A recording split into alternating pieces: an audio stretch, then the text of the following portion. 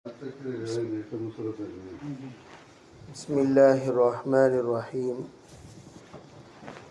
الحمد لله رب العالمين والصلاة والسلام على سيد الأنبياء والمرسلين محمد وآله وأصحابه أجمعين ومن تبعهم بإحسان إلى يوم الدين وعلى كل من دعا بدعوته واستنى بسنته واهتدى بهديه إلى يوم الدين أما بعد فأعوذ بالله من الشيطان الرجيم بسم الله الرحمن الرحيم شهر رمضان الذي أنزل فيه القرآن وقال النبي صلى الله عليه وسلم ورمضان شهر الله وقال عليه الصلاة والسلام الصوم جنة اللهم أيدنا بتأييدك اللهم أيدنا بتأييدك اللهم أيدنا بتأييدك يا رب العالمين۔ محترم معزز بھائیوں، بزرگوں، پردہ نشین محترم خواتین، اللہ تعالیٰ کا فضل ہے، کرم ہے، احسان ہے۔ اس رب ذوالجلال نے ہمیں رمضان المبارک جیسا مقدس مہینہ، جو مہینہ کئی اعتبار سے اپنے اندر خصوصیت رکھتا ہے، ویسے عظیم الشان مہینہ اللہ نے عطا فرمایا۔ اس مہینے کی خصوصیات صرف عبادات کے اعتبار سے نہیں ہیں۔ جیسے عام طور پر ایک بڑا مجمع اس مہینے کو صرف عبادت والا مہینہ سمجھتا ہے، جس کے نتیجے میں وہ صرف عبادتوں میں لگ جاتا ہے، بلکہ ہمیں معلوم ہونی چاہیے رمضان المبارک کا مہینے میں 6 خصوصیات بندے کو نصیب ہوتے ہیں۔ سب سے پہلی بات، اللہ جب رمضان المبارک کا مہینہ عطا فرماتے ہیں، ہر ایک کے دل میں ایک اذان بذات خود پیدا ہوتی ہے۔ جس طریقے سے مؤذن ایک اذان دیتا ہے اور لوگ جوق در جوق مسجد کو آتے ہیں، ان کا ایمان ان کو اذان دینے لگتا ہے، ان کا ایمان ان کو پکارنے لگتا ہے، ان کا ایمان ان کو جگانے لگتا ہے، ان کا ایمان ان کو محسوس، ان کے احساسات کو اجاگر کرنے لگتا ہے۔ چنانچہ مردہ دل والے بھی زندہ ہو کر اس ایمان کی دعوت پر، اس ایمان کے اذان پر، اس ایمان کی آواز پر، اس ایمان کے پکار پر وہ عبادت کی طرف، اللہ کی طرف، قرآن کی طرف، مسجد کی طرف جوق در جوق آنے لگتے ہیں۔ صرف اتنا ہی نہیں، اللہ جل جلالہ امن والہ جس وقت یہ کیفیت بندے کے اندر پیدا کرتے ہیں، اس وقت بندے کے اندر کعبۃ اللہ کا ذوق بھی پیدا ہو جاتا ہے اور مدینہ منورہ کی حاضری کا شوق پیدا ہوتا ہے۔ چنانچہ رمضان المبارک میں بغیر کسی دعوت کے، بغیر کسی ترغیب کے، بغیر کسی تشویق کے ایک بڑا مجمع جو اپنے تعداد کے اعتبار سے حج کے برابر ہوتا ہے، وہ حرمین شریفین پہنچ جاتا ہے۔ آپ ذرا حج کے معاملے پر غور کیجئے۔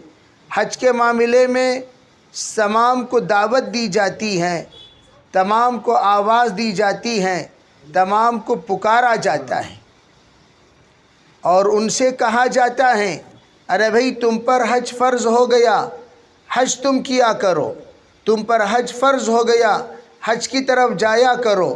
اگر حج کی طرف نہیں جاؤ گے، مات یہودین او نصرانین، وہ بندہ یہودی بن کر مرا اور نصرانی بن کر مرا۔ یہ تمام فضیلتیں پوری دنیا میں حج کے موسم میں تمام علماء کرام سناتے ہیں، تب جا کر یہ مجمع حج کو پہنچتا ہے۔ لیکن رمضان میں کسی نے رمضان مبارک کے عمرے کی ترغیب نہیں دی، کسی نے اللہ کے گھر کی زیارت کے سلسلے میں تشکیل نہیں کی، پھر بھی آپ پوچھئے بھائی آپ کہاں جا رہے ہیں؟ ایک بڑا مجمع ہر محلے سے اللہ کا گھر کا نمائندہ بن کر ہم سب کے دعا کرنے کی نیت سے حرمین شریفین پہنچ جاتا ہے۔ حضرات علماء اسی کو کہتے ہیں کہ اذان جس وقت مسجد میں دی جاتی ہے، اللہ کے طرف سے جن بندوں کو توفیق ہوتی ہے وہ جاتے ہیں، لیکن جس وقت ایمان رمضان میں اذان دیتا ہے، ہر عمل سب کے سب وجود میں آنے لگتے ہیں۔ تو اس لیے اللہ کے طرف سے پہلی خصوصیت، اللہ اس ایمان کو جگا دیتے ہیں جو ایمان والے بندوں کے اندر ہوتا ہے۔ ایک عجیب بات حضرات علماء فرماتے ہیں، اگر رمضان نہ ہوتا، ایمان والا رمضان المبارک نہ ہونے کے نتیجے میں کبھی مرتد ہو جاتا، اس کے ارتداد کے لیے کوئی چیز مانع نہیں ہے، اس کے ارتداد کے لیے کسی چیز کی رکاوٹ نہیں ہے، اس کے ارتداد کے لیے نہ موسم ارتداد کی کمی ہے، نہ ماحول ارتداد کی کمی ہے، نہ اسباب ارتداد کی کمی ہے، نہ ہی احباب ارتداد کی کمی ہے۔ ارتداد کے اعتبار سے مشرق بھی، مغرب بھی، شمال بھی، جنوب بھی، اوپر بھی، نیچے بھی، سب کے سب ارتداد کے پیچھے پڑے ہوئے ہیں، لیکن اللہ جل جلالہ امن والہ اس ارتداد کے معاملے کو سدھارتے ہیں، سنبھالتے ہیں، اور وہ پھر دوبارہ اپنے بندے کو لوٹاتے ہیں، دوبارہ اپنے بندے کو واپس کراتے ہیں، دوبارہ بندہ اللہ کا بندہ بن جاتا ہے، حضور کا امتی بن جاتا ہے، لا الہ الا اللہ محمد رسول اللہ کا تابعدار بن جاتا ہے، قرآن کا وفادار بن جاتا ہے، اور اللہ کے احکام کا پاس و لحاظ رکھنے والا، سنتوں کا تابعدار بن جاتا ہے۔ یہ کب؟ یہ رمضان المبارک کی مبارک مہینہ جب بندے کو عطا ہو تو تمام ارتداد سے اللہ بچا کر ایمان والے بندے کو ایمان والا بنا دیتا ہے۔ یہ سب سے بڑی خصوصیت ہے جو اللہ تعالی رمضان میں عطا فرماتے ہیں۔ تو یہ اسی لیے کیا کہا؟ علماء فرماتے ہیں رمضان المبارک کو صرف ہم لوگ معمولی مہینہ نہ سمجھیں، رمضان آیا تو صرف ہمیں اللہ کے بندوں کو اللہ کا بندہ بنانے ہی کے لیے نہیں آیا، بلکہ اللہ کے بندوں کو اللہ کا برگزیدہ بنانے کے لیے بھی آیا۔ اب پوچھا گیا کہ وہ کیسے؟ اللہ کے بندوں کو اللہ کا برگزیدہ کس طرح رمضان بناتا ہے؟ فرمایا جس طریقے سے کوئی بندہ اللہ کا برگزیدہ بننا چاہتا ہے، مقرب بندہ بننا چاہتا ہے، اللہ کا قریب ہونا چاہتا ہے، تو اس کے لیے سب سے پہلی بات اس کے دل کو صاف و شفاف رکھنا پڑتا ہے۔ کیوں؟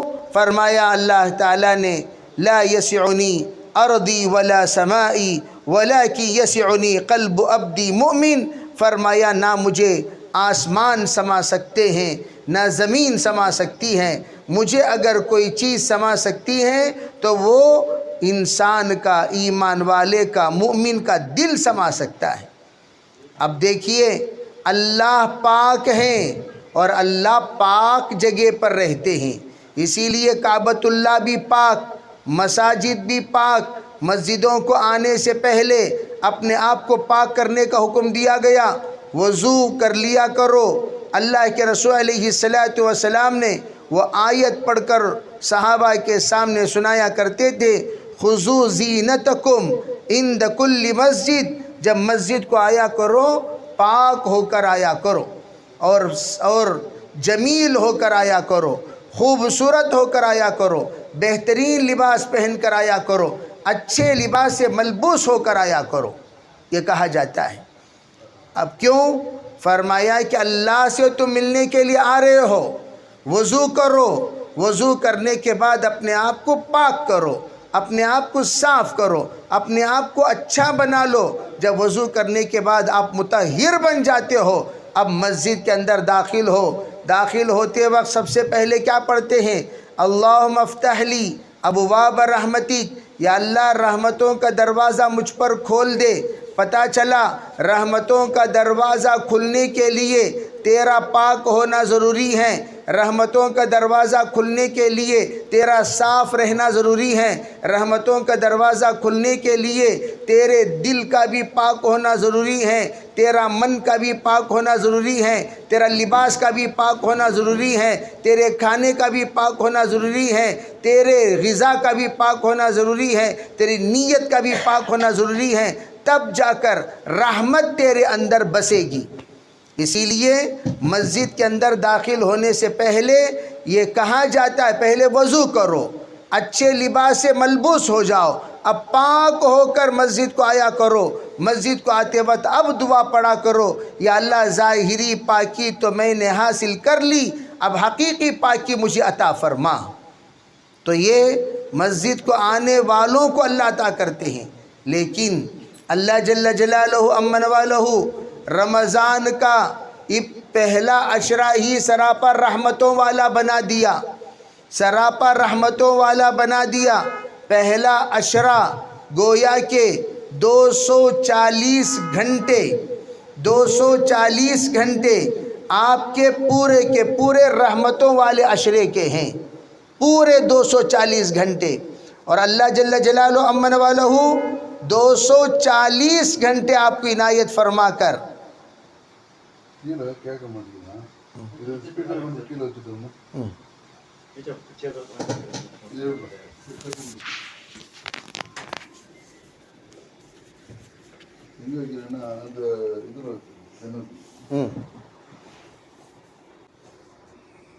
بسم اللہ الرحمن الرحیم۔ میں یہ بتا رہا تھا کہ اللہ تعالیٰ نے رمضان المبارک میں 6 خصوصیات سے ہمیں نوازے ہیں۔ پہلی خصوصیت، اللہ ہمارے مردہ ایمان کو زندہ کر دیتے ہیں، جس کا نتیجہ یہ ہوتا ہے کہ ہم مختصر سی دعوت پر عمل کرنے پر آمادہ ہو جاتے ہیں، جس کا ماحول رمضان المبارک میں پوری دنیا کو دیکھنے کو ملتا ہے کہ الحمدللہ ذوق در ذوق ایک مجمع مساجد کی طرف، نیک کاموں کی طرف، اچھے ماحول کی طرف اور اچھے جگہوں میں اپنے وقت کھپانے کی طرف ایک بڑا مجمع بغیر تشکیل کے پہنچ جاتا ہے۔ دوسری چیز جو اللہ تعالی ہمیں عطا کرتے ہیں رمضان مبارک میں، وہ اپنے آپ کو اللہ سے قریب کرتے ہیں، اللہ سے قریب، جس کو میں نے کہا رحمتوں کا مرکز اللہ انسان کو بنا دیتے ہیں۔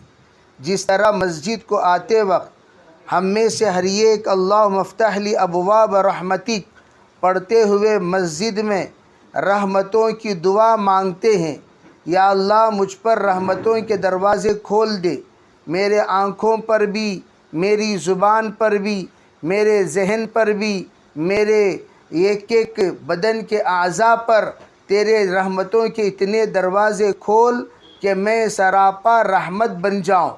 چنانچہ آپ یہ محسوس کر سکتے ہیں، مسجد کو جو ہی بندہ داخل ہو جاتا ہے تو آپ دیکھیں گے اس کے اندر ایک عجیب سی تبدیلی نظر آئے گی۔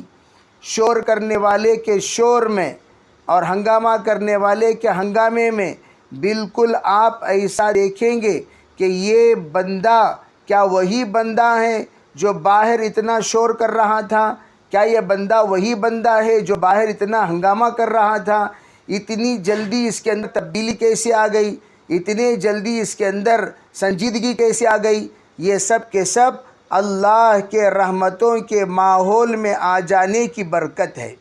اسی طرح اللہ تعالیٰ پورے عالم میں عمومیت کے ساتھ رحمتوں والا ماحول، رحمتوں والا فضا، رحمتوں والے صفات، رحمتوں والے جذبات، رحمتوں والے خیالات تمام بندوں کی بنا دیتے ہیں رمضان المبارک میں۔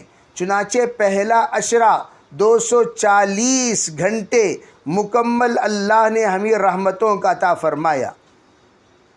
اب اللہ کے رسول علیہ الصلوۃ والسلام یہ دو باتوں کو مد نظر رکھ کر آپ نے حضرت عائشہ کو تسبیح سکھائی۔ عام طور پر ہم لوگ اس تسبیح کو سرسری نظروں سے دیکھ کر خاموش ہو جاتے ہیں۔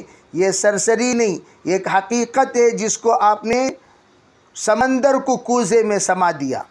حضرت عائشہ سے آپ نے جو فرمایا، عائشہ لا الہ الا اللہ استغفر اللہ اسألک الجنہ ونعوذ بک من النار پڑھا کر اب یہ تسبیحات ظاہری اعتبار سے ایک ذکر و اذکار ہیں۔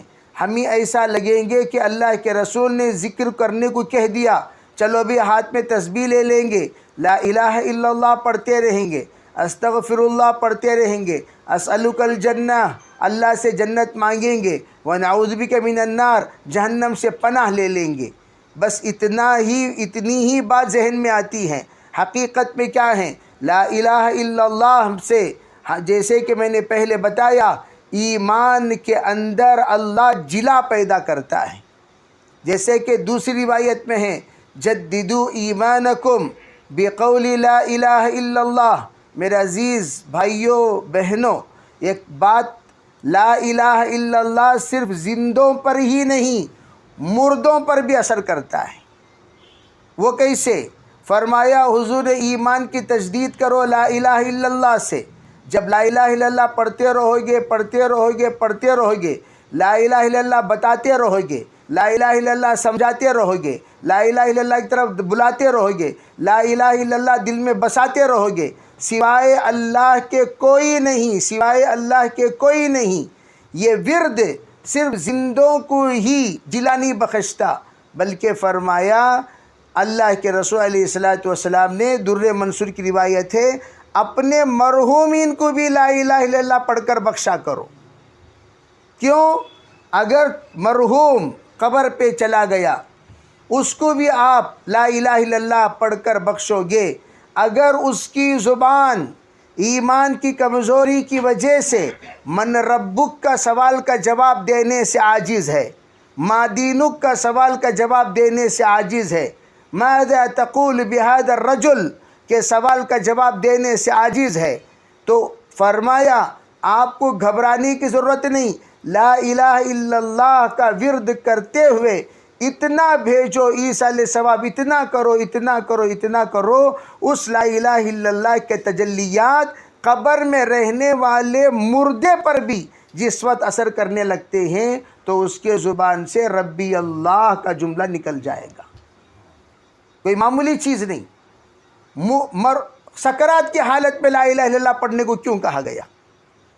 اگر زندگی بھر بھی گناہ میں اللہ نہ کرے اللہ نہ کرے اللہ نہ کرے بندہ گزار دیا، ذرا برابر اللہ کا ڈر تھا، خوف تھا، اللہ مجھے پوچھے گا، اس کا استحضار تھا، اور اللہ کے سامنے کھڑے ہونے کا ذرا سا اس بندے کو خیال تھا، یہ گوشے میں اس کو اللہ تعالیٰ کی خشیت تھی، بس اتنی بات پر آپ اگر سکرات کی حالت میں رہنے والے بندے پر بازو بیٹھ کر لا الہ الا اللہ لا الہ الا اللہ لا الہ الا اللہ کہتے رہو، تو وہ چنگاری جو اس کے اندر ذری سی ہے، اسے اللہ اتنی روشنی دے گا کہ اس کے زبان سے وہ کلمہ نکل آئے گا۔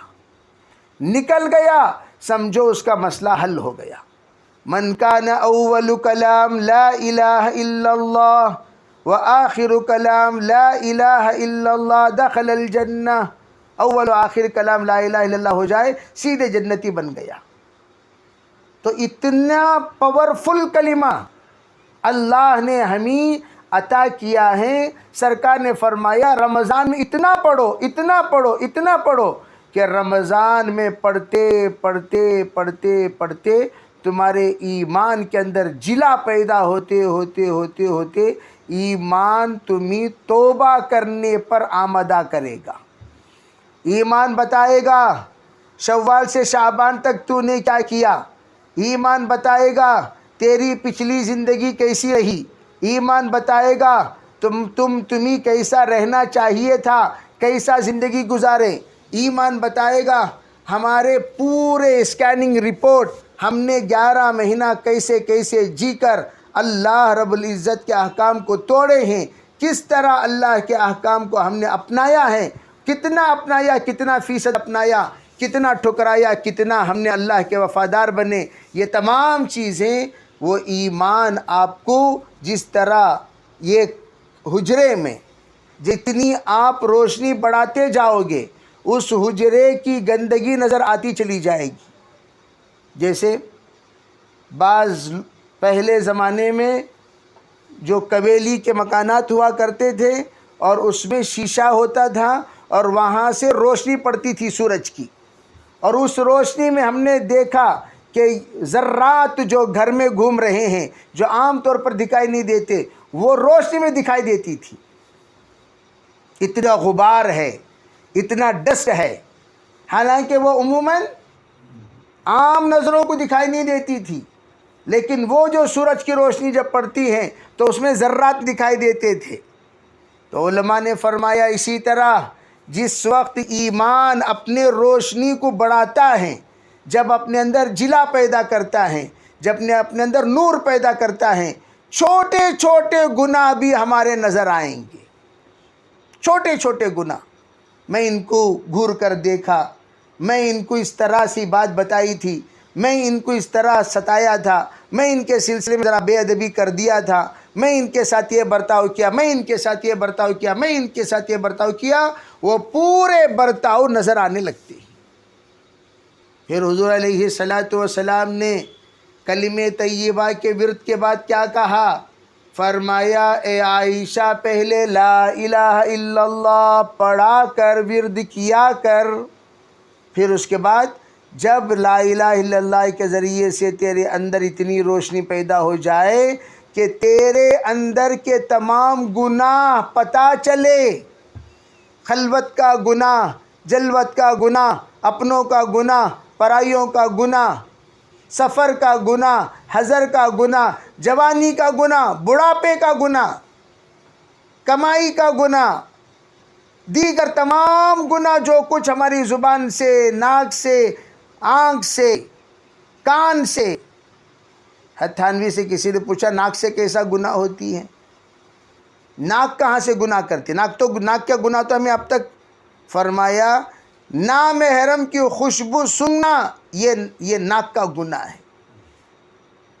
اسی لیے مستورات کو عطر لگا کر جانے سے منع کیا گیا، پرفیوم لگا کر جانے سے منع کیا گیا، اور جو بھی لگا کر جائے اس کے سلسلے میں اللہ کے رسول نے فرمایا ہی کذا و کذا، یا اسی ویسی خاتون ہے۔ کیوں؟ فرمایا ناک کے گناہ، اس خوشبو سے آپ جتنی دور تک آپ اپنی خوشبو پھیلاتے ہوئے جائیں گی تو اتنی دور کے مردوں کے گناہ کا سبب آپ بنو گی، اور آپ کو اتنا بڑا گناہ بنے گا جتنا اللہ کی نافرمان بندیوں کو ملتا ہے، نافرمانوں کو ملتا ہے۔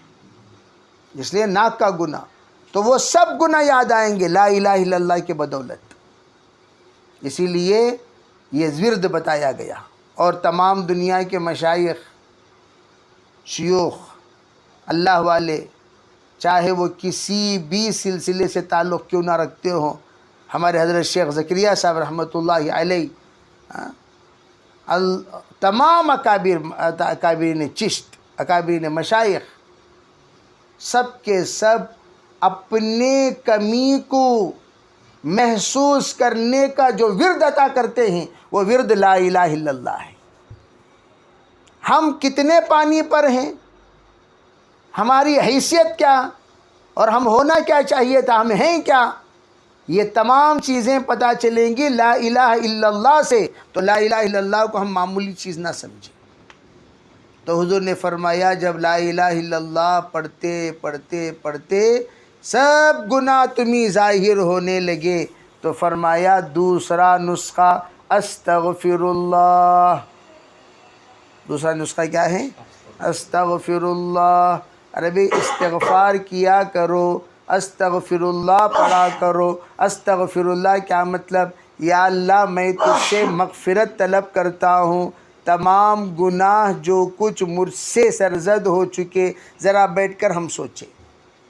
میں ہمیشہ ہمارے ساتھیوں سے ایک بات عرض کرتا ہوں، آج بھی بتایا کہ بھئی ہم تنہائی میں بیٹھ کر اللہ کے سامنے حاضر و ناظر سمجھ کر کہ اللہ مجھے دیکھ رہا ہے، میں اللہ کے سامنے حاضر ہوں، اللہ تعالیٰ کی طرف متوجہ ہوں. ذرا سوچو، کیا ہم اچھے آدمی ہیں؟ اپنے آپ سے پوچھو، کیا تو نیک انسان ہے؟ تو اچھا انسان ہے؟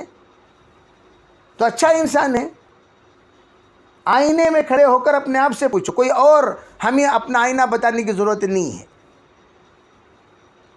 اپنے آپ، یہی صحابہ کرام کی خصوصیت تھی. حضرت عمر اپنے آپ کو دیکھتے تھے. تو آج غصہ کرتا ہے عمر، تو کیا تھا؟ اور آج یہ چیز ختم ہو گئی، اپنے آپ کو دیکھنا. جب پڑی اپنے گناہوں پہ نظر، خود سے برا کوئی نہ رہا. جب نظر نہیں پڑی تو کیا کرتے تھے؟ دیکھتے رہے اوروں کی عیب و ہنر. سب کے عیوب دیکھنے کی عادت تھی. انہوں کیسا، انہوں کیسا، انہوں کیسا، انہوں کیسا. فرمایا نہیں، الگ بیٹھ کر سوچو تم کیسے. اور تمہیں سب سے زیادہ اچھی طرح جاننے والے کون ہیں؟ سب سے پہلی بات تم خود ہو. بھئی مجھ سے بڑا مجھے جاننے والا کون ہے؟ میں جانتا ہوں میں کیسا ہوں. مجھ سے بڑا جاننے والا مجھے کوئی نہیں، میری بیوی بھی نہیں، میرے بچے بھی نہیں. میں جانتا ہوں کہ میں کیسا ہوں. اگر مجھ سے یوں کہا جائے کیا تو جنتی ہے؟ اللہ اکبر. سرکار دو عالم صلی اللہ علیہ وسلم قربان جائیے حضور کے ایک ارشاد پر. حضور نے فرمایا استفتی قلبک، استفتی نفسک، اپنے آپ سے پوچھ تو کیسا ہے. حضور نے فرمایا فَإِنَّهُ خَيْرُ مَنِ اسْتَفْتَاهُ. دنیا بھر کے مفتی کو پوچھنے کی ضرورت نہیں، تجھے پوچھ. تیرا دل فتویٰ دے گا تو نیک ہے یا بد، تو اچھا ہے یا برا، تو سنگل فیس ہے یا ڈبل فیس ہے. کون بتائے گا؟ خود اپنے آپ کا دل، اپنے آپ کا نفس. تو جب بتائے گا تو علماء فرماتے جب خود کو تم نیک نہیں سمجھ سکتے تو تمہارے فرشتے یعلمون ما تفعلون کراما کاتبین، یعلمون ما تفعلون کراما کاتبین. ہم کیا کیا کرتے ہیں سب جانتے ہیں. خلوت و جلوت میں رہنے والے فرشتے ہمارے، یہ فرشتے کیسے سمجھیں گے ہمیں نیک؟ جب یہ فرشتے نہیں سمجھیں گے، یہ فرشتے جن فرشتوں کو کارگزاری سنائیں گے، یعنی کس کو؟ ربی روح نکلنے کے لیے جب فرشتے آئیں گے، اسرائیل علیہ السلام پوچھیں گے کیا بھئی لوگ کون سے فرشتوں کو لانا؟ زحمت والے، رحمت والے. تو یہ کہیں گے ارے بھئی یہ رحمت والا ہے، رحمت والے لے آؤ. یہ زحمت والا ہے، زحمت والے لے آؤ. تو اللہ تعالی ہر انسان کو اپنی ذات سے ایسی تربیت کا ایک احساس پیدا کرتے رمضان مبارک میں جو کسی اور موقع پر پیدا نہیں ہوتا. روزہ رکھ کر بولتے روزہ رکھ کو جھوٹ بولتی ہیں کیا جی؟ روزہ رکھ کو دھوکہ دیتی ہیں کیا؟ روزہ رکھ کر عربی نافرمانی کرتی ہیں کیا؟ روزہ رکھ کر کیوں؟ عربی روزہ اللہ کے لیے رکھے ہوئے ہو. روزہ رکھنے کے بعد نفس کنٹرول میں آ جاتا ہے. اس سے بڑھ کر کنٹرول کرنے والا کائنات میں کوئی عمل نہیں. اسی لیے فرمایا اللہ تعالیٰ نے قدرتی شیخ بنا کر رمضان کو بھیجا. رمضان دامت برکاتہم. پہلے تو بھئی رمضان تو نام بھی رکھتے ہیں. آپ چلے جائیے شمالی ہند میں رمضان، شعبان، شوال تو نہیں رکھتے لیکن شعبان رکھتے ہیں، رمضان رکھتے ہیں. رمضان نام بہت ملیں گے آپ کو. مولانا رمضان صاحب دامت برکاتہم ہیں، مولانا رمضان صاحب. بھائی رمضان بہت ہیں. تو یہ جو رمضان صاحب شیخ رمضان جو تشریف لائے، یہ ہم سب کی تربیت کے لیے تشریف لائے تاکہ ہم سب لا الہ الا اللہ پڑھتے پڑھتے پڑھتے اپنے گناہوں کا احساس اپنے آنکھوں سے محسوس کریں، اپنے دل سے محسوس کریں. جس وقت محسوس ہو جائے گا، جتنا زیادہ اپنے گناہوں کا احساس ہوگا اتنا استغفر اللہ میں پاور ہوگا. استغفر اللہ استغفر اللہ استغفر اللہ، یہ ہے تیسرا احساس دلانے کے لیے رمضان آتا ہے، تاکہ ہمیں اپنی حیثیت کا احساس ہو جائے. ہم کیا ہیں؟ دیکھو بھئی، دنیا کی زندگی تو آج نہیں تو کل ختم ہو جائے گی، یہ تو طے شدہ بات ہے. کسی سے پوچھا بھی سچ کیا ہے، جھوٹ کیا ہے، 2 جملوں میں بتا دو. کہا سچ موت ہے، جھوٹ زندگی ہے. سچ موت، جھوٹ زندگی. اسی لیے آبادی کے بارے میں جب پوچھا گیا تو سیدھا لے جا کر قبرستان بتایا. دیکھو بھئی یہ ہے آباد. کیوں؟ جتنے یہ مکانات ہیں آج نہیں تو سما، میں ایک جگہ پر گیا، بہت بڑی عمارت کھنڈر ہو کر پڑا ہوا ہے. انہوں نے بتایا یہاں 3 احباب رہتے تھے، ایک ماں، باپ، بیٹا. باپ کا انتقال ہوا، کچھ دنوں کے بعد ماں کا انتقال ہوا. اسی صدمے میں بیٹا پاگل ہو کر اسی گھر میں انتقال ہو گیا. اب وہ گھر کوئی اس کا مالک نہیں.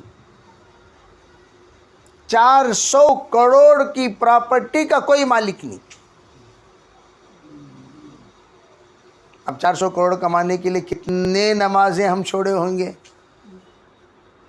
کتنا اللہ کو ناراض کیے ہوں گے، کتنا لوگوں کو دھوکہ دیے ہوں گے. اللہ بتانا چاہتے ہیں تو کتنا بھی کما لے، آنا تجھے میرے پاس ہی ہے. یہ موت کا استحضار اللہ تعالیٰ رمضان المبارک میں کراتے ہیں. تو اس لیے رمضان یہ اتنا بڑا ڈاکٹر ہے، اتنا بڑا شیخ ہے، اتنا بڑا طبیب ہے، اتنا بڑا عالم ہے اور اتنا بڑا معلم ہے کہ ہم اگر رمضان سے سبق سیکھنا چاہے، کائنات میں ہم اتنا سبق نہیں سیکھ سکتے جتنا رمضان ہمیں سکھا دیتا ہے. اللہ کرے کہ وہ احساس ہم سب کو نصیب ہو. تو میں یہ کہتا، دوسرا حضور نے فرمایا استغفر اللہ کیا کرو، استغفر اللہ کیا کرو. البر لا یبلا والذنب لا ینسى. عجیب حدیث ہے. فرمایا نیکی کبھی پرانی نہیں ہوتی. دوسرا ترجمہ، احسان کبھی پرانا نہیں ہوتا. احسان پرانا نہیں ہوتا کیا مطلب؟ ارے بھئی کوئی بھی احسان ہم پر کیے ہیں، چاہے وہ بچپن پر کیے ہوں یا 55 پر کیے ہوں، کبھی بھی کیے ہوں، ہم لوگوں کو حکم کیا دیا گیا؟ رب ارحمہما کما ربیانی صغیرا. یا اللہ میرے والدین پر، بہت سارے والدین ذرا بچے بڑے ہوتے ہی کام کو بھیج دیا، یہ کو بھیج دیا. اللہ بھی عجیب حکمت والا. بھئی عربوں میں جو بیچارے غریب ہوتے تھے وہ لوگ اپنے بچوں کو بیچ بھی دیا کرتے تھے زمانے جاہلیت میں. کب؟ جب بچہ تھوڑا سا چلنا پھرنا یہ وہ چیز لانا شروع کر دیا تو اسے خادم بنا کر بیچ دیا کرتے تھے. بس ایسے رکھ لو، بس پیسہ دے دو بس. لیکن بچپن میں ہر ایک محبت کرتا ہے، والدین خدمت کرتے ہیں، والدین تعلق رکھتے ہیں، والدین کی عجیب ایک انسیت ہوتی ہے اولاد سے. تو اللہ نے بھی جو دعا سکھائی، بڑے میں بچپن میں جو مجھ پر رحم کیے ہیں، اے پروردگار ان پر تو بھی اپنے خصوصی رحمتوں سے نوازتا رہے، خصوصی رحمتیں ان پر کرتا رہے. یعنی کیا مطلب؟ جس طرح بچپن میں میرے دکھ میں، میرے درد میں، میری تکلیف میں، میری مصیبت میں، میری سردی میں، میری گرمی میں ہر سکھ کا انہوں نے خیال رکھا. یا اللہ آج وہ مجبور ہو کر پڑے ہوئے ہیں، آج وہ قبر میں چلے گئے ہیں، میرے والدین کا ہر سکھ اور دکھ کا تو ساتھی بن جا، ہر سکھ اور دکھ کا تو ساتھی بن جا، گرمی اور سردی کا تو ساتھی بن جا. ان کا تو خیال کر، ان کو تکلیف ہونے نہ دے. جس طرح میری ایک آہ پر، میرے ایک رونے پر وہ بے چین ہو کر میری تکلیف کو دور کیا کرتے تھے، یا اللہ اس طرح تو ان کی تکلیف کو دور کر. رب ارحمہما کما ربیانی صغیرہ کی دعا اس لیے سکھائی گئی تو فرمایا کہ عورتوں سے بھی کہا گیا کہ یہ ہے تمہارے والدین کا تم پر احسان، تمہارے شادی ہونے کے بعد تمہارا شوہر کا تم پر احسان۔ ایک انسان پوری زندگی شادی ہونے کے بعد اپنے بیوی بچوں کے لیے کھپ جاتا ہے، اسے پوچھو بھئی کیا، تو انہیں ایک ہی بات کہے گا، بھئی بس شادی ہو گئی، ذمہ داریاں ہیں۔ اب اسے پوچھے کیا ذمہ داری؟ نہیں، میرے بیوی بچوں کو میں آ کر تنہا چھوڑ نہیں سکتا، میری بیوی بچوں کو محتاج نہیں بنا سکتا، میری بیوی بچوں کو کسی کے سامنے ذلیل نہیں کر سکتا، میری بیوی بچوں کو میں سکھ دینا چاہتا ہوں، دکھ سے بچانا چاہتا ہوں۔ تو گھر بناتا ہے، تمام سہولتیں مہیا کرتا ہے، صرف کس کے لیے؟ بیوی بچوں کے لیے، اور خود گھر سے باہر جا کر گھر کے سکھ کے لیے دھوپ میں، تپش میں، سردی میں، گرمی میں محنت کرتا ہے۔ تم گھر میں ہو تمہارے پنکھے کے خاطر، پنکھا تم چلا کر ہوا کھاتے ہو اور تمہارا شوہر وہاں پسینہ بہاتا ہے۔ تم آرام سے فریج کے ٹھنڈے ٹھنڈے پانی پیتے ہو، یہ ٹھنڈا پانی پینے کے لیے وہ گرم گرم ہوائیں وہاں پر لو میں کام کرتا ہے۔ تو اس لیے کہا شوہر کی نافرمانی بیوی کے حق میں اللہ معاف نہیں کرے گا۔ ورنہ حضور صلی اللہ علیہ وسلم اتنی بڑی بات کہتے کہ اپنے کسی کو اگر میں سجدہ کرنے کی اجازت دیتا تو بیوی سے کہتا ہے کہ وہ اپنے شوہر کو روزانہ سجدہ کریں، روزانہ بیوی کو سے کہتا ہے کہ وہ شوہر کو، یہاں تک کہ حدیث پاک میں ہے کہ اللہ کے رسول علیہ السلام نے فرمایا شوہر ناراض تو اللہ ناراض، شوہر راضی تو اللہ راضی۔ آج کل تو جو زمانہ گزر رہا ہے شوہرائیں کی عزت تھی، پہلے ایک زمانہ تھا، ایسی بھی خواتین گزری ہیں زندگی میں ایک بار بھی شوہر کا نام نہیں لی، ایک بل کو بھی نہیں، ایک بار بھی نہیں۔ یہاں تک کہ رحمت اللہ لطیفہ مشہور ہے، رحمت اللہ نام تھا تو کیا کرے انہوں، رحمت اللہ سلام پھیرتے وقت رحمت اللہ کو نام آ رہا نہ بول کر کیا کرے انہوں، السلام علیکم منی کے ابا، السلام علیکم منی کے ابا، یہاں تک شوہر کے ادب کرتے تھے۔ رحمت اللہ ان کے شوہر کا نام میں نام لیے تو بے ادبی ہو جاتی نہ بول کو، سلام میں بھی انہوں کیا کر ڈالے، یعنی یہ لطیفہ سنایا جاتا ہے۔ اتنا زیادہ پرانے خواتین، اور آج کل چلتے چلتے چلتے اب نام آرام سے لے رہے ہیں، اوبا جوبا کا زمانہ بھی،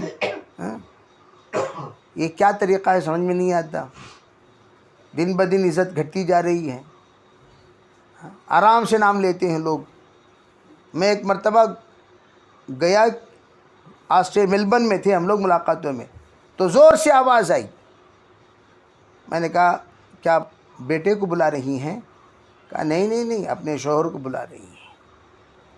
شوہر کو ایسا بلا رہی ہیں زور سے جیسے بیٹے کو بلاتے ہیں۔ تو میں عرض کرنا چاہتا ہوں کہ سب سے پہلی بات ادب، با ادب با نصیب، از خدا خواہیم توفیق ادب، بے ادب محروم گشت از فضل رب۔ تمام خواتین اس بات کو سمجھیں، ادب اگر نہیں ہے تو اللہ کے فضل سے ہم محروم کر دیے جائیں گے۔ اور جیسا تم اپنے شوہر کے ادب کرو گے، جیسے مشہور مقولہ ہیں، جیسی ماں ویسی بیٹی، جیسے دھاگا ویسی ساڑی، جیسا پیڑا ویسی روٹی، کہتے کہ نہیں کہتے؟ اب ہم لوگ اپنے بچی کو کچھ سکھانا چاہتے ہیں، دنیا میں سب سے پہلا معلم لڑکے کے لیے اس کا باپ ہے، وہی سب سے پہلا ہیرو ہوتا ہے۔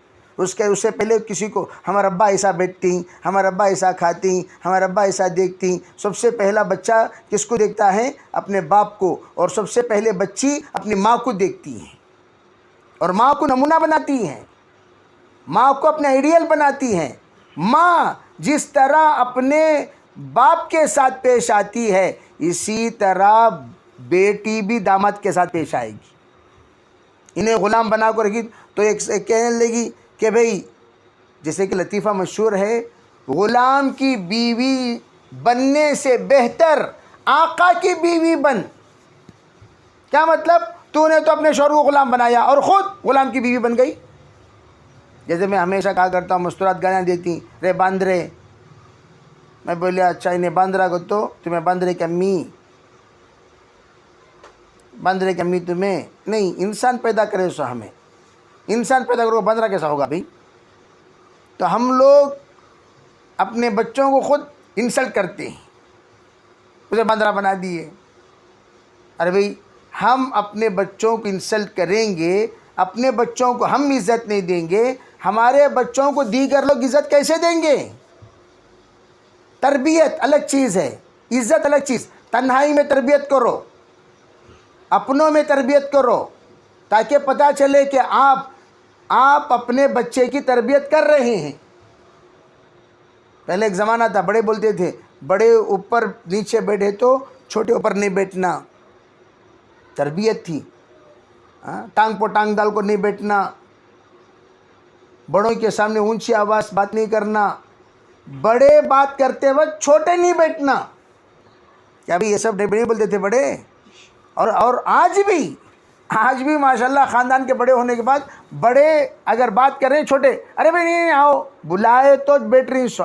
آج بھی وہ ادب کا اثر یہ ہے کہ اگر بلائے تو. اور آج کل کیا ہے، سب بیٹھ کو غیبت کرتے رہتی، وہاں چھوٹی بچی بھی بیٹھ کو رہتی، انہیں بھی دیکھ رہی ہمارے امی کون سے ڈھنگ کے، ہمارے نانی کون سے ڈھنگ کے، ہمارے خالہ کون سے ڈھنگ کے، ہمارے چچانی کون سے ڈھنگ کے، ہمارے مامی کون سے ڈھنگ کے. کیوں؟ اس لیے کہ آپ نے سب کی غیبت بچی کے سامنے کی تو بچی کے دل سے سب کی عزت نکل گئی. اور آج خاندان کے بچے خاندان کے بڑوں کی عزت اس نہیں کرتے. وجہ کیا؟ باپ سب کی غیبت کرتے کرتے ان کے دلوں سے عزت نکال دیا، ماں غیبت کرتے کرتے ان کے دلوں سے عزت نکال دی، نتیجتاً خاندان کے بڑوں کو کون بھی عزت دیتے اس نہیں، چپ کے بیٹھے جی بولتی. تو میں عرض کرنے کا منشا یہ ہے، رمضان جو آیا ہے یہ ہم سب کو ادب سکھانے کے لیے آیا. رمضان جو آیا ہم مختلف باتیں بتانے کے لیے آیا. وہ کیوں؟ وہ یہ بتانے کے لیے دیکھو ہم اپنے احسان کبھی نہیں بھولنا چاہیے. شوہر کا احسان، ماں کا احسان، باپ کا احسان، پرانا محسن جس کے دینے کے نتیجے میں آج تم مالدار بنے ہو. ایک صاحب کہنے لگے، ایک صاحب میری مدد زکوٰۃ سے کیا کرتے تھے ایک زمانے میں، اور آج وہ محتاج ہو گئے. اللہ نے مجھے زکوٰۃ کے پیسہ لے کر تجارت کرتے کرتے کرتے کرتے اس مقام پر اللہ پہنچا دیا. میرے تحت 50 آدمی کام کر رہے ہیں، جنہوں نے مجھے دیا. مجھے پتا چلا بعد میں وہ بڑی تکلیف میں ہیں. میں جا کر ان کو لا کر میں نے کہا آج آپ اس کمپنی کی مینیجنگ ڈائریکٹر ہیں، یہاں بیٹھ کر سنبھالیے. کیوں؟ آپ کے زکوٰۃ سے میں یہ کمپنی یہاں تک لے لک آیا سو. تو اس لیے میرے عزیز بھائیوں، کبھی پرانے محسنوں کو کیا کر ڈالے بول کو انہوں، یہ عام ہو گیا، کیا بول ڈال، کیا کر ڈالے، کیا کر ڈالے. بعض بچے آج کل زبان سے بھی بولنے لگے، وہ تو ماں باپ کے اوپر فرض تھا پڑھانا، کون سا تمہیں کمال کرے، ہم نہ پڑھا کو. ایک اسکول کے ہم تو فیصلے میں بیٹھتے ہیں تو مختلف قسم کے لوگوں کے معاملات سامنے آتے ہیں. تو ایک اسکول کے فیصلے میں جس وقت ان کی ماں، بیوہ ماں جب ان بچوں کو لے کر آئی، بڑا بیٹا 7 سال کا، چھوٹا بیٹا 5 سال کا، اور اس سے چھوٹا 3 سال کا، اس سے چھوٹا 8 مہینے کا تھا. وہ 8 مہینے کا باپ سے پوچھ رہا ہے جو بیچارے نکاح فرمانے کے بعد اب اسکول کے اونر بن گئے ہیں ماشاءاللہ، ان سے پوچھ رہا ہمارا امی لے لک آیا نا، اس میں تمہیں اسکول بنائے سو. ارے بھائی اگر تمہارا امی جو لائے اسے کھا کر وہ ختم کر دیتا، صحیح جگہ پر نہ لگتا، آج اسکول ہوتا. آج تم 8 پراپرٹی کے مالک ہو، 8 پراپرٹی کے مالک بنتے. آج اس باپ کو نکال دیا، لیکن بیچاری اس کی ماں، اسے بھی اللہ جزائے خیر دے، بچوں کو چھوڑ کر شوہر کے ساتھ آ گئی. آپ کا احسان میں نہیں بھول سکتی. واقعتاً مجھے بڑا رشک ہوا اس ماں پر. آج بھی یہ اب کا قصہ سنا رہا ہوں، جس نے شوہر کے احسان کو مد نظر رکھ کر بچوں کو چھوڑ کر کہاں آ گئی. اب بچے ہمیں اسکول چلا لیتی، تمہاری ضرورت نہیں. میں اسی وقت بتایا بہت جلد تم لوگ تباہ ہو جاؤ گے چاروں کے چاروں. بد دعا مت لو ماں باپ کی. تو اس لیے میں عرض کرنا چاہتا ہوں کہ رمضان المبارک کا مہینہ ہم سوچیں بیٹھ کر ہمارے محسنین کتنے ہیں آج تکلیف میں ہیں. ان محسنوں کی امداد کرو, ان محسنوں کی عزت کرو, جاؤ تلاش کرو. یہ نہیں بولو دیکھیں آج کیسے ان کو اللہ سکھایا. یہ جملہ ہرگز معاف کرنا, زبان سے بھول کر بھی کبھی گھمنڈ کے باتیں مت کیا کرو. سیکنڈز ہوتے ہیں اللہ تعالیٰ چپراسی بنانے. میں دیکھ رہا ہوں ایک صاحب آ کر میرے سامنے گزشتہ 2 سال پہلے کے رمضان میں زبان پکڑ کر, یہ میری زبان, معمولی زبان نہیں, یہ میری زبان. اتنا بولنے والے 13واں روزے کو اطلاع ملی ان کا انتقال ہو گیا. شعبان میں زبان پکڑے سو زبان بند ہوگی. انشاءاللہ بولو بھائی, اتنا کیا گھمنڈ انشاءاللہ کے بغیر اے میں کر ڈال تو جاؤ جی, اے میں بول ڈال تو جاؤ. نہیں, جو بھی کام انشاءاللہ بھائی انشاءاللہ اللہ چاہے تو ہوگا بھائی. اللہ کام کرانے والا, اللہ دینے والا, اللہ سب کچھ کرنے والا. اللہ کے اوپر بوجھ ڈالتے رہیں گے, اللہ بے عزت ہونے نہیں دے گا, اللہ ذلیل ہونے نہیں دے گا, اللہ رسوا ہونے نہیں دے گا, اللہ شرمندہ ہونے نہیں دے گا. اگر ہم لوگ اپنے آپ پر ڈال کر گھمنڈ سے ہمیں کر ڈالتی ہیں, ہمیں کر ڈالتی نہیں. رمضان اس لیے آیا تاکہ ہم ان پرانے محسنوں کو یاد کریں, گھر گھر جائیں, ان کی امداد کریں. نعم الفقیر علی باب الامیر, نعم الامیر علی باب الفقیر,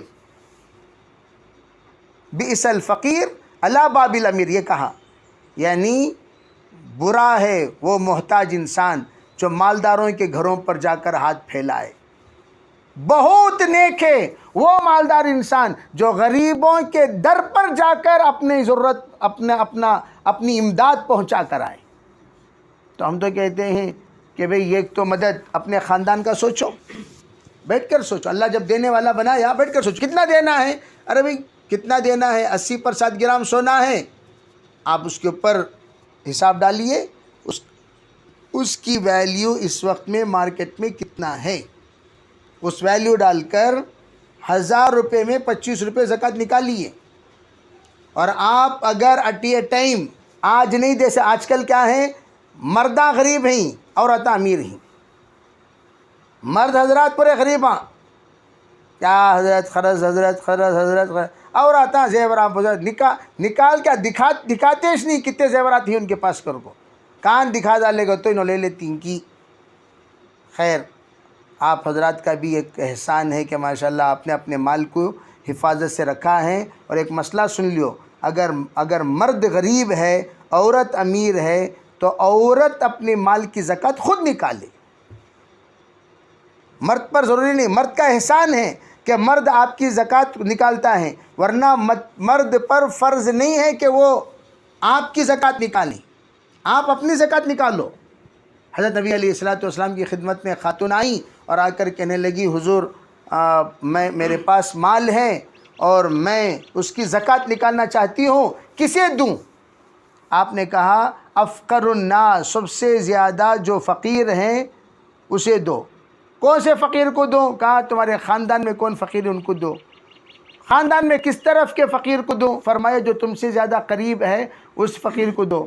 انہیں سوچ کو بولی میرے شوہر سے بڑا فقیر کون بھی نہیں ہمارے خاندان میں, سب سے بڑا فقیر کو تو کون ہے؟ میرا شوہر 600. حضور صلی اللہ علیہ وسلم کو ہنسی آ گئی. پھر آپ نے فرمایا, پوچھا حضور کیا میں اپنے شوہر کو زکوٰۃ دے سکتی ہوں؟ تو آپ نے اجازت دی, دے سکتی ہوں. تو اس سے مسئلہ نکلا بیوی زکوٰۃ شوہر کو دے سکتی ہے, شوہر زکوٰۃ بیوی کو نہیں دے سکتا. بیوی شوہر کے پرورش میں ہے, شوہر بیوی کے پرورش میں نہیں ہے.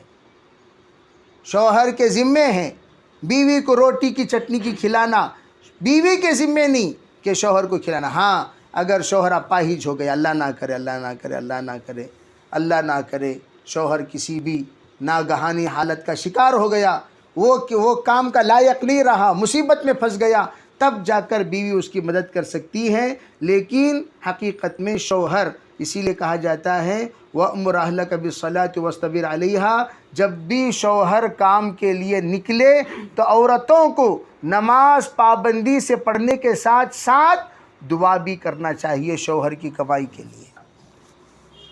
اور ہماری عورتیں اس کا اہتمام کریں، شوہروں کے لیے دعا کریں. کتنی دعا کر رہی، کتنی نہیں کر رہی وہ ہمیں نہیں معلوم، لیکن ضرور کرتی ہوں گی ہمارے خواتین. لیکن عام طور پر ہمارے خواتین، مجھے تعجب ہوتا بھئی کب تو بھی شوہر بولیا جی یہ عید کو نہیں جی میں تم نہ 3000 کا جوڑا نہیں دلا سکتا، 2000 کا صورت پھکا لے بیٹھ جاتی. 2000 کا، ارے تم لائف پارٹنر ہو، آپ اگر ہمدرد نہیں بنو گی کون بنے گا؟ ارے بیوی سے بڑھ کر کوئی ہمدرد ہو سکتا ہے؟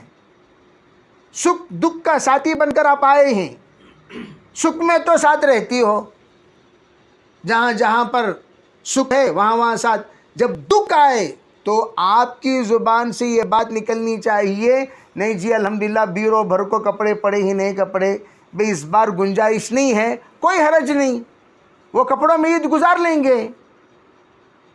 کتنی ایسی خواتین ہیں جو شوہروں کے درد کو سمجھتی ہیں. میں خود عیدگاہ میں دیکھتا ہوں، میں خود عیدگاہ میں سب کو دیکھتے رہتا ہوں. کتنے مرد پرانے کپڑے میں آتے ہیں لیکن اپنے بچوں کو نئے بہترین کپڑوں میں ملبوس لے کر آتے ہیں. حالت خود بتاتی ہے وہ بیچارہ اس قابل نہیں تھا کہ وہ اپنے اولاد کو دلائیں، اس قابل نہیں تھا کہ وہ اپنے اولاد کو کچھ نہ کچھ سجائیں. بھئی اس کی حالت ویسی تھی. لاک ڈاؤن کے زمانے میں کیا نہیں ہوا، لیکن اس وقت ہمارے خواتین سے کہتا ہوں سکھ دکھ میں ساتھ رہو، اور انشاءاللہ یہ جو دکھ میں جو تم صبر کر رہی ہو اللہ اس صبر کا پھل ضرور دے گا. کبھی ایسا نہیں تمہارے شوہر کے دل میں درد ہونا چاہیے بھئی دیکھو میری بیوی وہ حالت میں ساتھ دینا.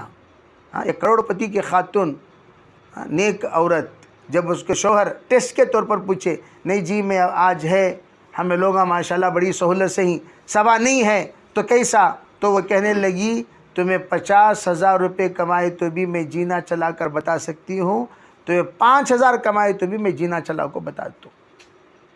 یہ ہونا عورت کے اندر، جیسے ہمارے حضرت بولتے تھے سورہ بقرہ کی قرات کرنا کوئی کمال نہیں، جہاں سورہ بقرہ کی کرنا وہاں سورہ بقرہ کی کرنا، جہاں سورہ کوثر کی کرنا وہاں سورہ کوثر کی کرنا. بھئی جہاں دکھانا وہاں دکھاؤ، جہاں نہیں دکھا سکتے وہاں سادہ سیدھا زندگی گزار لینا. تو خیر رمضان اسی سادگی کو سکھانے کے لیے آیا.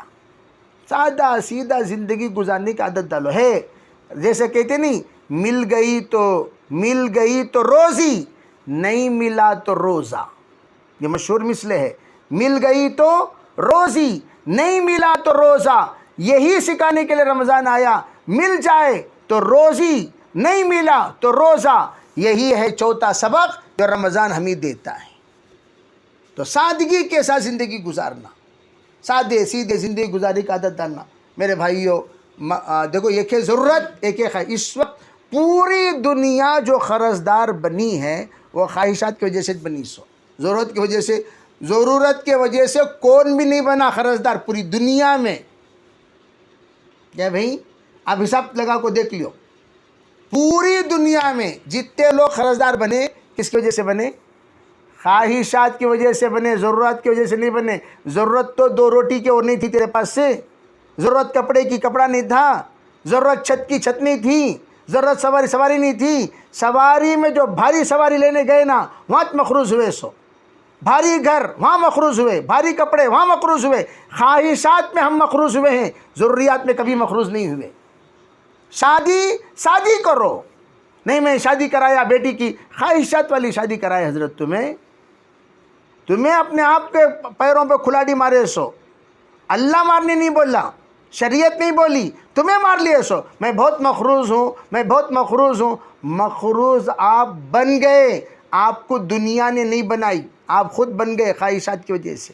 ورنہ سادی سیدھی نکاح میں سادگی اگر آپ کر لیں، 2 چیزوں میں سب سے زیادہ ہمارے لوگوں کے پیسے تباہ ہوتے ہیں. ایک شادیوں کے خواہشات میں، نمبر 2 گھر کی تعمیرات میں.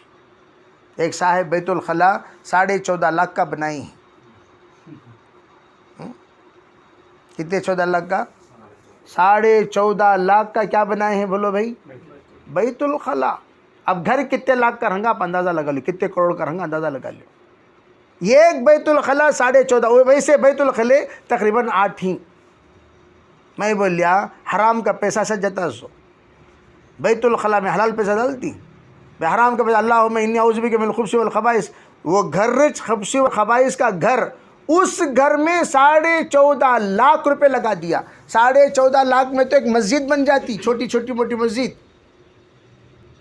میں یہ بتانا چاہ رہا ہوں کہ ہم اپنے آپ کا جائزہ لیں، اور جائزہ لے کر سادی سیدھی زندگی کی. میں اتنی بھی سادی نہیں پیپر پکڑ لے بیٹھ جاؤ نہیں بول رہا ہوں. گھر بناؤ بھائی.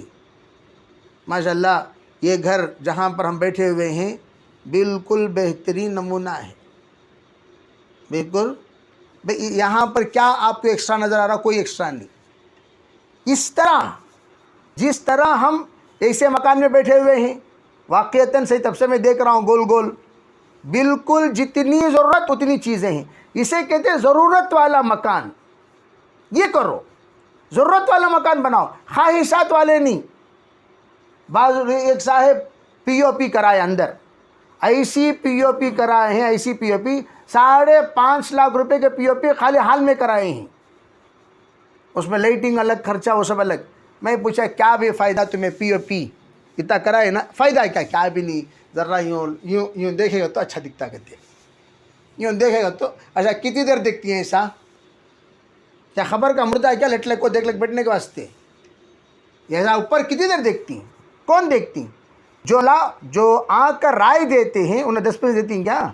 کون بھی دیتا نہیں، کون بھی دیتا نہیں. انہیں آپ کو نہیں جی ایسا کر لیو، ویسا کر لیو، ایسا کر لیو، تمہیں کرنے کے واسطے پیسہ دیتے نہیں. جب دے رہے نہیں رائے بھی دیو. کو جتنی ہماری سہولت اتنا ہم بنا لیے، رائے دینے کے واسطے آپ کو نہیں بلائے. تو میں آج کہا لوگ رائے دیں گے. بھائی میری بہن ایسا بولی، ہمارے عورتوں کو رائے سننے کا بڑا شوق.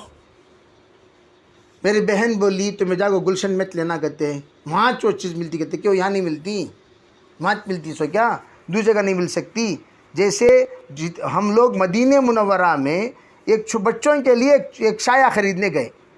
مدینہ والا بول رہا ہے بمبئی میں اگر تمہارے لوگ ریٹ گھٹائیں گے ہم بھی گھٹانے کو تیار ہیں. پھر اس نے کہا آدھا مدینے کا مال بمبئی سے آتا ہے.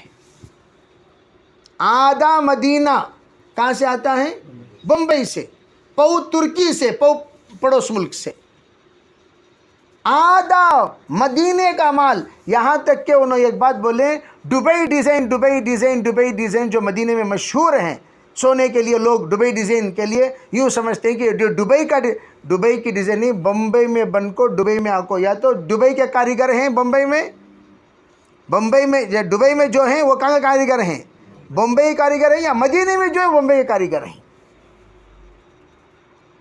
تو میں ساتھیوں سے کہتا ہوں بھئی آپ لوگوں کو اتنا ہی مارکیٹنگ کا شوق ہے، بمبئی چلے جاؤ، بمبئی جا کر لے لو. تو میں یہ عیدی کے اعتبار سے تیاری کو بتا رہا ہوں. سادی ہم لوگ تیاری ضرور کریں، اتنی تیاری نہ کریں کہ ہمارے پڑوس ہم پر اش کریں اور پڑوس کے پاس پھٹے پرانے کپڑے ہوں. ان کی آہیں لگیں گی. تو کچھ فطرہ دینے کو ہمیں کہا گیا، تو فطرہ ہم دیں، فطرہ دے کر بھیجیں. اور فطرہ کیسے دیں؟ دیکھو میں ہمیشہ کہا کرتا ہوں سٹینڈرڈ، تمہاری زندگی کا سٹینڈرڈ کیا؟ تمہیں آ کر ماہانہ کتابی کما رہی، نہیں میں 15,000 روپے کما رہا ہوں. تمہیں کتاب جی کما رہی، میں 40,000 روپے کما رہا ہوں. تمہیں کتابی کما رہی، میں 70,000 روپے کما. تمہیں کتاب 1 لاکھ، تمہیں کتاب 1.5 لاکھ، تمہیں کتاب 2 لاکھ، تمہیں کتاب 3 لاکھ. تو ہم ان سے کہیں گے آپ معمولی کمائی کمانے والے ہیں، 40 پر 2,000 روپے جس کے پاس ہے انہوں سب صدقہ فطر دینا ان پر واجب ہے. 40 پر 2,000 روپے، 40 پر 2,000 روپے جن کے پاس نہیں ہیں انہوں صدقہ فطر لے سکتے ہیں. بھئی سوپ دینے والے بنے لینے والے کون؟ جن کے پاس 40 پر 2,000 روپے نہیں ہیں. اور 40 پر 2000 روپے جن کے پاس ہے، سال گزرنا شرط نہیں، انہوں سب صدقہ فطر دینا۔ 40 پر 2000 روپے جن کے پاس نہیں ہیں، 30,000 ہیں، 20,000 ہیں، انہوں صدقہ فطر۔ کیا کیا چیزیں اس میں صدقہ فطر کے نصاب میں دیکھا جائے گا؟ گھر کے اندر 4 چیزوں پر زکوٰۃ نہیں ہے۔ نمبر 1 گھر پر، نمبر 2 کپڑے پر، نمبر 3 کھانے پر، نمبر 4 سواری پر۔ یہ 4 چیزوں پر زکوٰۃ نہیں ہے۔ اب یہ 4 کے علاوہ جس وقت میں آپ گھر کے اندر ایکسٹرا چیزیں کیا ہیں دیکھیں تو تانبے کی چیزیں پڑے ہوئے ہیں، پیتل کی چیزیں پڑے ہوئے ہیں جو آپ ڈیلی یوز نہیں کرتے، اونلی فار شو رکھے ہوئے ہیں، تو ان شو پیسز پر، یا آپ بہترین جھومر لگائے ہیں جو جھومر بھی شو کے لیے ہیں جس کی قیمت زیادہ ہے، یہ معمولی جھومر اس کا سب کا بھی اعتبار نہیں، 1000 روپے 2000 روپے 3000 روپے اس کا نہیں، بھاری جھومر جو ری سیل کرے تو پیسہ آنا ویسے جھومر، جو ری سیل کرے تو کباڑ خانے میں جانا وہ جھومرا نہیں، ری سیل کرے تو پیسے آنا ویسے جھومر، ویسے جھومروں کا سب حساب لگایا جائے گا۔ اگر ان سب کی قیمت 40 پر 2000 روپے بنتے ہیں تب بھی اس پر صدقہ فطر دینا واجب ہے۔ اسی طرح اگر کسی کے پاس سونا ہے، چاندی ہے، لیکن اس کی قیمت 80 پر 7 گرام سونا، 612 گرام چاندی، 80 پر 7 گرام سونا، 612 گرام چاندی جس کے پاس ہیں وہ صدقہ فطر دے، زکوٰۃ بھی دے سال گزرنے پر۔ اب 80 پر 7 گرام نہیں ہے، کم ہے، 40 گرام سونا ہے، 20 گرام چاندی ہے، لیکن دونوں ملائے تو 40 پر 2000 روپے سے زیادہ ہو جاتی، تو ایسے موقع پر ان پر صدقہ فطر دینا واجب ہے، زکوٰۃ دینا واجب نہیں ہے۔ زکوٰۃ دینا ضروری لیکن صدقہ فطر وہ دیں، ٹھیک ہے بھائی؟ تو یہ مسائل ہیں، تو اس اعتبار سے ہم صدقہ فطر کتنا دیں؟ 4 چیزیں، گیہوں، جو، کھجور، کشمش، 5ویں چیز بعضوں نے ڈرائی فروٹس میں بادام کو بھی شامل کیا۔ اب اس کے اعتبار سے کیا کرنا، حساب کیسا ڈالیں گے؟ گیہوں کا کلو وہ زیادہ بنتا ہے، 2 کلو 50 گرام بنتا ہے، اس کے حساب سے گیہوں 80 پر 5 روپے، جو بالکل میں نے 15,000 روپے کمانے والوں کو جو بتایا 10,000 15,000 روپے، انہوں آ کر اگر پیسہ جمع کر کے رکھے ہوئے ہیں 100 روپے صدقہ فطر ادا کریں۔ صدقہ فطر جتنے گھر میں سر اتنے صدقہ فطر، سرنا گھر میں گن لینا، وہ چاہے سر چھوٹا ہو یا بڑا ہو، پورے سر گن کر گھر میں 10 سرا ہیں، 10 صدقہ فطر یعنی 1000 روپے دے دو۔ ماشاءاللہ اللہ اور بھی دیا ہے، جو کے اعتبار سے 300 روپے دو، اور بھی اللہ دیا ہے 450، اور اللہ دیا ہے 750، اور اللہ دیا ہے 950، اور اللہ دیا ہے 1250۔ میں تو یوں کہتا ہوں تمہاری سر کی کتنی ویلیو ہے اس کے مطابق دیجئے۔ ایک صاحب بیچارے غریب انسان آئے، میں ان سے کہا بھئی آپ 80-100 روپے دے دو بس کافی ہیں، کہنے لگے نہیں حضرت میں 300 روپے دیتا ہوں۔ میں نے کہا بھئی ماشاءاللہ ایسے جذبے والے تو بہت کم ہوتے، جس سے ہم کہہ رہے ہیں 100 روپے دو، وہ کہہ رہے ہیں 300 روپے دوں گا، یہ تو بہت اچھی بات ہوئی، دیجئے۔ تو جذبے کے اعتبار سے ہم نیت کریں انشاءاللہ زیادہ سے زیادہ ہمارے سروں کا صدقہ نکالیں، ٹھیک ہے بھئی؟ اور نکال کر باقاعدہ عید کے دن، اس لیے کہ بھئی ابھی تو 17واں بدر کا دن ہے، یوم البدر، ماشاءاللہ عجیب بات، ایک صاحب نظر، صاحب کشف کہنے لگے بدر کے وادیوں میں آج بھی وہ آوازیں گونجتی ہیں جو اللہ کے رسول علیہ الصلوۃ کے وقت میں بدر کے دن پیش آیا تھا، آج بھی۔ اور بدر ایک ایسی جگہ جہاں پر اللہ کرے ہم میں سے ہر ایک کو اللہ پہنچائے، ہم وہاں اس لیے جانا چاہیے کہ اللہ کا ایک عجیب و غریب قدرت کا ایک نظارہ وہاں موجود ہے، جہاں پر ہر جگہ پر سنگلاخ پہاڑیوں کے وادیاں ہیں، وہاں ایک پہاڑ کا ایک دور تک کا ریگستان آپ کو نظر آئے گا، جہاں پر بڑے خوبصورت لہروں والے ریگستان کا ایک نظارہ نظر آئے گا۔ لہر جس طریقے سے پانی کے لہر ہوتے ہیں، وہ وہی پہاڑی ہے جہاں پر 3000 فرشتوں کا نزول ہوا۔ جب فرشتوں کا نزول ہوا تمام پتھر ریگ بن گئے۔ وہ اتنا خوبصورت نظارہ، آج بھی اس پر ایسا نور نظر آئے گا، جی چاہے گا آپ کھڑے ہو کر دیکھتے رہیں۔ بہت سارے سین تو ہم دیکھے ہوں گے، لیکن وہ جو نور جہاں پر فرشتوں کا نزول ہوا ہے، آج بھی ہر جگہ پر پہاڑی، اور صرف اتنا علاقہ جتنے علاقے پر فرشتے اترے تھے وہ ریگستان بن گیا ہے، ریگستان کی طرح ہے۔ تو الحمدللہ اللہ تعالیٰ نے وہ قدرتی نظارے دیے ہیں۔ تو آج بدر ہے، بس 2-3 دن کے بعد ہمارا دوسرا عشرہ ختم ہو جائے گا، پھر اعتکاف شروع، دیکھتے اعتکاف۔ تو اس لیے میں اپنے خواتین سے خاص طور پر کہتا ہوں، اگر عید کی تیاری کرنی ہے تو بس 1-2-3 دن میں کر لیجئے۔ کر لینے کے بعد آخری عشرہ جو کچھ ہم لوگوں نے کھو دیا، رحمتوں والے عشرے میں نہیں پا سکے، مغفرتوں والا عشرہ آ گیا، جیسے کہ میں نے بتایا استغفار کے بعد ہمارے تمام گناہ انشاءاللہ اللہ دھل دے گا۔ دھلنے کے بعد ہم اللہ سے اب مانگ سکتے ہیں، یا اللہ تو تجھ سے ہم جنت مانگ رہے ہیں اور آگ سے خلاصی مانگ رہے ہیں، اپنے آپ کو جنتی بنانے اور جہنم سے بچانے اعتکاف آ رہا ہے۔ جنتی بنانے اور جہنم سے بچانے اعتکاف آ رہا ہے۔ 3 بڑے بڑے خندق کھود دیے جاتے ہیں ہمارے اور جہنم کے درمیان، اللہ تعالیٰ جہنم سے معتکف کو بچا لیتا ہے۔ تو اعتکاف تمام ہماری بہنیں جتنے بھی ہیں اپنے اپنے گھروں میں 10 دن کے لیے، اگر گھر میں ماشاءاللہ 4-5 عورتیں ہیں، باری 3 دن انہوں اعتکاف کہاں بیٹھنا؟ گھر کی مسجد میں، گھر میں یہ کمرہ متعین کریں، یہاں پر ہم عبادت کریں گے، دعا کریں گے، ذکر کریں گے۔ اور اللہ کے رسول صلی اللہ علیہ وسلم، ایک معذور صحابی جس وقت اپنے گھر کی مسجد کی افتتاح کیے، حضور خود گئے اور جا کر وہاں نماز پڑھ کر افتتاح فرمایا تھا۔ تو ہم اپنے گھروں میں اعتکاف میں بیٹھیں، اور اعتکاف میں بیٹھنے کا فائدہ کیا؟ انسان کے اندر 2 چیزیں، حیوانیت، شیطانیت، اور یہ دونوں چیزیں ہوتی ہیں۔ یہ 2 چیزوں کو اللہ مغلوب کر ملکیت یعنی فرشتوں کی صفت کو انسان کے اندر اجاگر کرتا ہے اعتکاف کی برکت سے۔ تو ہماری خواتین اعتکاف، مرد حضرات بھی 2-10 دن ماشاءاللہ بیٹھ رہے ہیں سنت الاعتکاف، الحمدللہ بہت اچھی بات۔ جو 10 دن نہیں بیٹھ سکتے وہ کم از کم 3 دن اعتکاف میں بیٹھیں، اللہ کے گھر میں بیٹھیں، اللہ سے مانگیں، اللہ سے خوب روئیں۔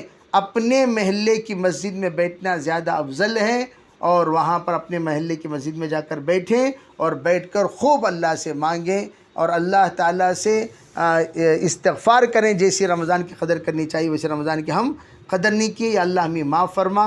اور جو دعا حضرت عائشہ کو سکھایا وہ دعا کا ورد کرتے رہیں، لا الہ الا اللہ، استغفر اللہ، اسألک الجنہ ونعوذ بک من النار۔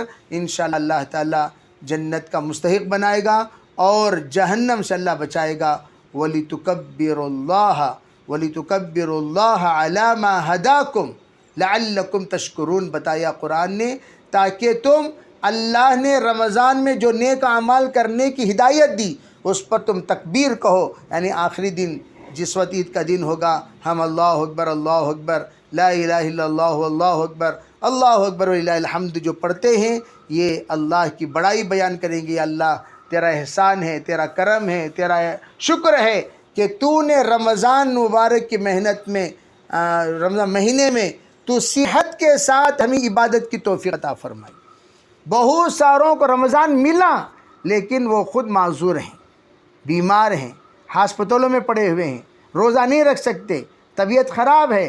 اللہ کا احسان ادا کرنا چاہیے، اللہ رمضان بھی دیا اور ہمیں عبادت کی کرنے کی توفیق بھی دی، صحت بھی دی تاکہ ہم روزہ رکھیں۔ ماشاءاللہ ہم اس کا شکر ادا کریں۔ اور پھر لعلکم تشکرون جو کہا گیا وہ عید کی نماز ہے۔ عید کی نماز 2 رکعت ہم صلاۃ الشکر پڑھیں گے، عورتیں اپنے گھر میں رہیں گی اور گھر میں رہ کر اللہ کا شکر ادا کریں گی، اور مرد حضرات انشاءاللہ عیدگاہ جا کر اللہ کا شکر ادا کریں گے، اور شکر وہ ادا کریں گے جو رمضان کی قدر کیے ہوں، اور جو رمضان کی قدر کیے ہوں اللہ ان کی قدر کرے گا لیلۃ القدر میں بھی اور عید کے دن بھی۔ پھر انشاءاللہ اللہ ان کو مغفرت کا پروانہ عنایت کرے گا۔ جیسے جو بچہ کامیاب ہوتا ہے اسے پرائزز دیے جاتے ہیں، جو پوزیشن میں آتا ہے اسے مقامات دیے جاتے ہیں، اسی طرح اللہ تعالیٰ کے یہاں بھی جو بندے اللہ کے یہاں کامیاب ہیں اللہ ضرور نوازے گا۔ اس لیے تمام خواتین سے گزارش ہے اللہ تعالیٰ سے ہم ان اجر کو پانے کے لیے ان ایام کو غفلت میں نہ گزاریں، قرآن پڑھیں، ذکر کریں، تلاوت کریں، اللہ کے واسطے غیبت نہ کریں، گناہ نہ کریں، گناہوں سے اپنے آپ کو بچائیں۔ حضرت مولانا انعام السلام رحمۃ اللہ علیہ فرمایا کرتے تھے کم از کم تم لوگ کوئی بھی عمل نہیں ہے خاموش سو جایا کرو۔ حضرت کیا فرماتے تھے؟ کوئی بھی عمل نہیں ہے تو خاموش کیا کرا کرو؟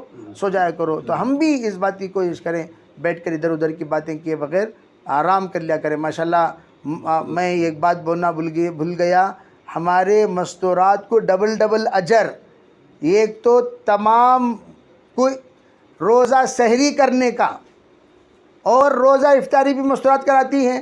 ارے بھائی مستورات اگر نہیں ہوتی تو آج ایک صاحب بڑے زور سے بولے کیا بھی نہیں مولانا میں ہوٹل میں جا کو کھا لیتا ہوں، چھوڑو۔ میں بولا نہیں جی ہوٹل میں سب کھانا اتنا آسان نہیں، میں سحری لاکھوں پر نہیں مولانا چھوڑو۔ اچھا چھوڑ دیا، آج میں تو دینے کا تو ارادہ کر لیا میں دینا، ذرا ان کو چھوڑیں گے، ذرا ان کو معلوم تو ہوتا۔ انہوں صبح ہی 3 بجے اٹھ کو بڑے ترم خائیں کے سکا گئے ہیں باہر پھرنے، جاؤ کو ہر جگہ دیکھ لو کو نہیں حضرت کھانا ختم ہوگا، خالی ہاتھ آئے ہیں اندر، نہیں ہمارے پاس کار ہے جاؤ کو ہمیں کھانے کو آ جاتی، کہاں کھانے کو آ جاتی، جائے گئے گول پھرے آئے، پھر اس کے بعد کھانا دیا، کھانا گنا فوراً سحری کرنے کے بعد اتنا شکر ادا کرے۔ میں بول لیا دیکھو بھئی یہ جو شکر ہے اس کا ثواب کن کو جا رہا ہے؟